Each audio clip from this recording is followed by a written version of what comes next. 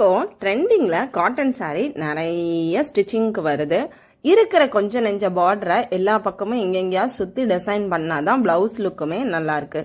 இப்போ ஸ்ட்ரெயிட் பீஸை நம்மளால ரவுண்ட் நெக்குக்கோ இல்லை ஒரு கர்வ் லைன்ல கண்டிப்பா சுத்தவே முடியாது. அதுக்கு என்ன பண்ணலாம் அப்படின்றத இன்னைக்கான டிப்ஸ்ல பார்த்துடலாம் வாங்க. ஸ்ட்ரெயிட் லைன்ல பார்டரை கட் பண்ணி ரா எஜ்ஜே மடிச்சு தச்சு வச்சிருக்கேன்.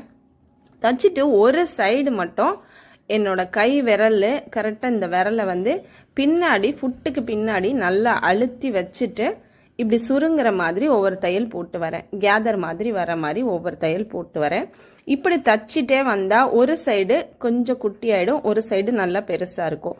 இது நம்ம ஃபஸ்ட்டெல்லாம் கர்வ் லைன்லாம் என்ன பண்ணுவோம்னா மடித்து மடித்து தச்சிட்டு இருப்போம். அந்த மாதிரி எல்லாம் தைக்காமல் இந்த மாதிரி கரெக்டாக ஃபிங்கர் வச்சுட்டு நல்லா சுருக்கி எடுத்துகிட்டு வந்துட்டு ரவுண்ட் நெக்கோ இல்லைனா கர்வ் லைன் வர்ற நெக்குக்கு எல்லாமே இந்த மெத்தடை ஃபாலோ பண்ணால் நீட்டாக வந்துடும்.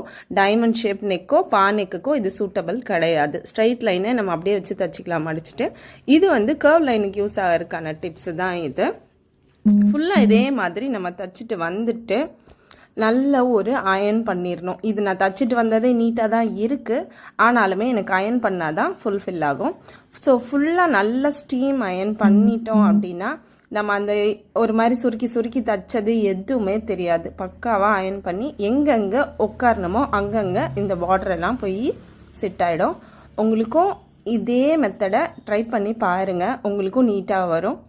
தேங்க்யூ ஃபார் வாட்சிங்.